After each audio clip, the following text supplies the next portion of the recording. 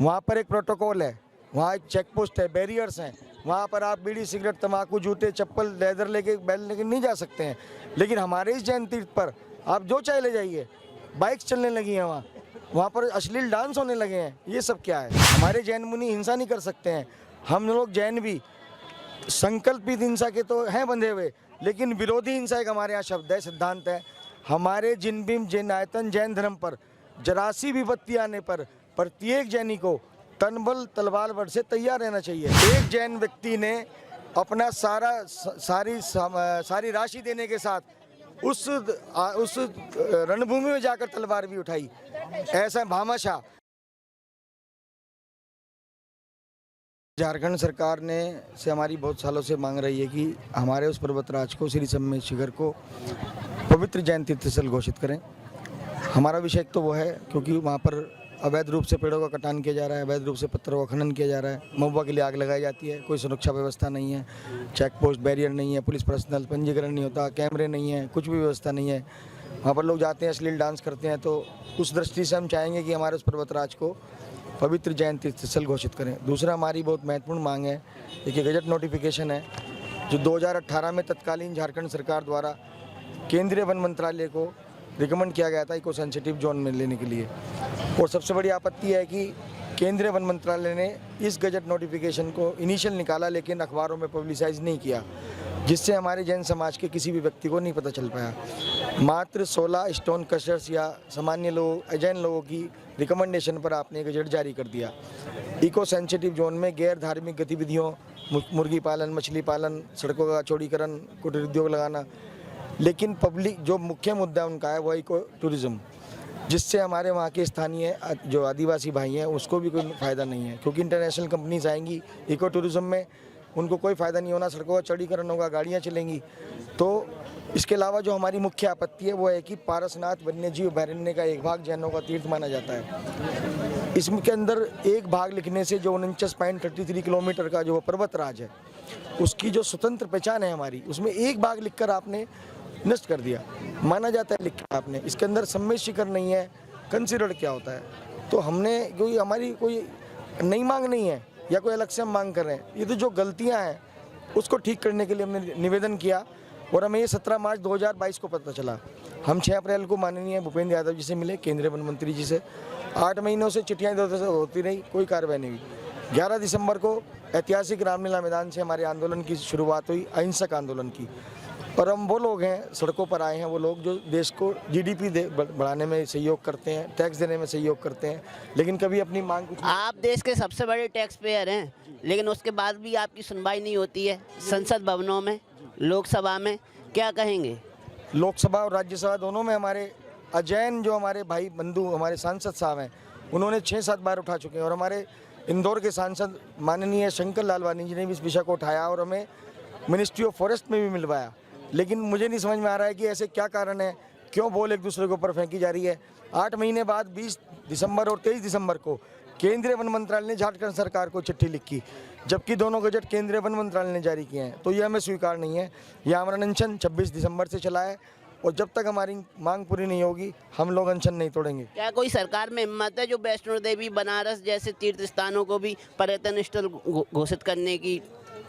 निश्चित रूप से। ये तो आपने सवाल किया और आप ही प्रश्न उत्तर दे सकते हैं कि वहाँ पर एक प्रोटोकॉल है, वहाँ एक चेक पोस्ट है, बैरियर्स हैं, वहाँ पर आप बीड़ी सिगरेट तंबाकू जूते चप्पल लेदर लेके बैल लेके नहीं जा सकते हैं। लेकिन हमारे इस जैन तीर्थ पर आप जो चाहे ले जाइए, बाइक्स चलने लगी हैं, वहाँ पर अश्लील डांस होने लगे हैं। ये सब क्या है? तो ऐसा राजनेता आपकी समाज के साथ कर ही क्यों रहे हैं? उसके पीछे कारण क्या है? देखिए, ये तो मैं नहीं बता पाऊँगा कौन लोग इसके पीछे हैं। एक साजिश है, राजनीतिक हो सकती है, क्योंकि 9 जुलाई 2019 को कहीं इसका कारण आपकी अल्पसंख्यक होना तो नहीं है कि आपकी आवाज़ कम है देश में? नहीं, देखिए क्या आप अहिंसक हैं? नहीं, देखिए अहिंसक होना कोई गलत बात नहीं है। कोई भी आंदोलन अहिंसक रूप से 60% तक जीतने की क्षमता होती है, हिंसा से 30% तक जीतने की हिंसा होती है। हम लोग जैन हैं, वैसे तो विरोधी हिंसा में हमारे यहाँ अपने तीर्थ रक्षण के लिए हिंसा भी जायज़ है, लेकिन हम लोग हिंसा का सहारा नहीं लेंगे। आप देख सकते हैं पूरे देश में आंदोलन हुआ, लेकिन कई जैन मुनियों को सुना, उन्होंने कहा हिंसा है लेकिन जीवों के लिए हिंसात्मक हैं, लेकिन अगर हमारे तीर्थ क्षेत्रों में बात आएगी तो हम हिंसा का भी सहारा लेंगे। कहा गया है जैन मुनियों द्वारा। निश्चित रूप से ये हमारे जैन सिद्धांतों में लिखा है। हमारे जैन मुनि हिंसा नहीं कर सकते हैं। हम लोग जैन भी संकल्पित हिंसा के तो हैं बंधे हुए, लेकिन विरोधी हिंसा एक हमारे यहाँ शब्द है, सिद्धांत है। हमारे जिन भीम जैन आयतन जैन धर्म पर जरासी विपत्ति आने पर प्रत्येक जैनी को तनबल तलवार बल से तैयार रहना चाहिए। तो हम तो यही कह रहे हैं ना, कब जैनियों के हाथ में तलवारें दिखेंगी? क्षत्रियों जैसा बल कब दिखेगा जैनियों के हाथ में? देखिए, हम लोकतंत्र में रह रहे हैं। अगर ये लड़ाई किसी दुश्मन के साथ होती तो हम बेशक तलवार लेके लड़ते, जैसे आज़ादी से पहले लड़े। लेकिन आज की डेट में हमें अपनी सरकार पर भरोसा है कि लोकतंत्र में हमारी सर, इसी लोकतांत्रिक देश में वैष्णो देवी माता का तीर्थ स्थान है, अमरनाथ तीर्थ स्थान है। क्या उनको सरकार की हिम्मत हुई कभी तीर्थ स्थान घोषित करने का? आपका हिंसक होने का नतीजा ही है कि जो आपके क्षेत्र को आज पर्यटन स्थल घोषित किया जा रहा है। आपकी बात ठीक है, हम कुछ भी करेंगे लेकिन हिंसा का सहारा नहीं लेंगे। हम अपनी बात अहिंसक तरीके से ही रखेंगे। और मैं आपको विश्वास दिलाता हूँ, हमारा यह अहिंसक आंदोलन जो आज तक शायद आज़ादी की बात कभी नहीं हुआ होगा पूरे देश में। आप देख सकते हैं हजारों लाखों जैन प्रत्येक राज्य में अपने घर से बाहर निकला और अपने सांसदों को मजबूर किया लोकसभा राज्यसभा तक पहुंचाने के लिए। और मैं लोकतंत्र में विश्वास रखता हूं, अपने संविधान में। सर, आप अपनी जगह सही हो सकते हैं, लेकिन देश को आज़ादी भी अहिंसा के बल पे नहीं मिली थी। हजारों शहीदों ने अपना बलिदान दिया था अपनी देश के लिए, अपनी मातृभूमि के लिए। एक अहिंसा एक विचार हो सकता है, लेकिन अहिंसा के दम पे आप हमेशा सफल नहीं हो सकते। मैं आपको बता दूं, जो आप मुझे अहिंसा की बात बता रहे हैं, हिंसा की, हम बात नहीं बता रहा हूँ, मैं एक सवाल पूछ रहा हूँ। मैं सवाल का जवाब देता हूं आपको। महाराणा प्रताप के ज़माने में एक जैन व्यक्ति ने अपना सारी राशि देने के साथ उस रणभूमि में जाकर तलवार भी उठाई। ऐसा भामाशाह, लेकिन ऐसा नहीं है कि हम हिंसा करें। क्या हम बस आप दान दे रहे हैं, संपत्ति दे रहे हैं, यही सबसे बड़ी भूल कर रहे हैं। नहीं, आप तीर्थ स्थानों को कहाँ बचा पा रहे हैं? गिरनार जी को कौन बचा पाया? गिरनार जी पे आज आपका कब्जा है, दिगंबर जैन क्षेत्र है वो भी। देखिए, मेरी बात, आपकी बात ठीक है, आप जो कहलाना चाह रहे हैं वो मैं कभी नहीं कहूँगा। हम जैन लोग आवश्यकता नहीं पड़ेगी तब तक हिंसा का सहारा नहीं लेंगे। हम लोकतंत्र में रहते हैं। क्या मेरे पास दूसरा हथियार नहीं है? मैं आपको बताता हूँ। अगर जैन समाज देश को चलाने के लिए, जीडीपी बढ़ाने के लिए जीएसटी और टैक्स देता है, आप वोट बैंक की बात करते हैं, बहुमत की बात करते हैं, अल्पसंख्यक की बात करते हैं। अगर ये अल्पसंख्यक जैन समाज, जिसको आप अल्पसंख्यक कहते हैं, शायद आप भूल गए, हम लोग गिनती में सरकारी रूप से 45 लाख हो सकते हैं, लेकिन हम 2 से 2.5 करोड़ जैन समाज के लोग हैं, जो एक व्यक्ति कम से कम 50 लोगों को रोजगार देता है। क्या आप नहीं समझते, अगर जैन समाज अपनी पर आ गया और देश को जीडीपी और टैक्स देना बंद कर दिया, तो क्या ये आंदोलन का हिस्सा नहीं हो सकता? जरूरी है हिंसा करनी? क्यों करें हिंसा?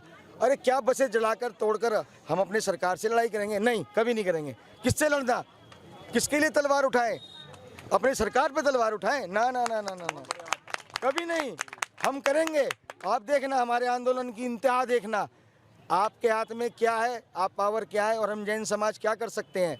अभी हमने विरोध प्रदर्शन किए, धरने प्रदर्शन किए, शांतिपूर्ण किए। पूरे देश में आप देख लीजिए, एक कोई बस नहीं चली, कोई ट्रेन नहीं रोकी गई, कोई ट्रैफिक नहीं रोका गया। लेकिन आज पूरे देश में कम से कम 6 से 8 सांसद हमारे राज्यसभा लोकसभा में सवाल उठा चुके हैं। यही तो सरकार को और राजनेताओं को पता है, जैन आंदोलन का से हमारी आर्थिक नुकसान नहीं हो रहा है, तो सुनवाई भी कमजोर पड़ जाती है। ठीक है ना, आ रहा है अभी 5-7 दिन बाद। अभी 1 जनवरी को पूरा जैन समाज इकट्ठा होकर राष्ट्रपति के पास जाएगा। और मैं आपको विश्वास दिलाता हूं, अगर जैन समाज की बात नहीं मानी गई तो जैन समाज जीएसटी और इनकम टैक्स देना बंद कर देगा। और एक बात और बता रहा हूं मैं, ये कोई, हम टैक्स देना बंद जरूर करेंगे, लेकिन उस पैसे को हम बैंक में जमा कर देंगे, लेकिन सरकार को नहीं देंगे। और हम बताएंगे कि हम क्या कर सकते हैं। हालांकि ये मेरी चेतावनी नहीं है, ये सुझाव है। मैं उस दृष्टि से नहीं जाऊंगा अभी, क्योंकि मुझे अपनी सरकार पर फिर भी भरोसा है, क्योंकि सरकार लोकतंत्र की है, बहुमत की सरकार है। ठीक है, उसके निर्णय गलत हो सकते हैं, लेकिन मैं यहाँ बैठकर विश्वास दिलाता हूँ, मैं विश्वास रखता हूँ आज भी अपनी सरकार पर। हम उनसे निवेदन कर रहे हैं और अंतिम सांस तक निवेदन करेंगे, क्योंकि ये लोकतंत्र है। अभी यहाँ पर जो है अंग्रेजों का राज नहीं आया है।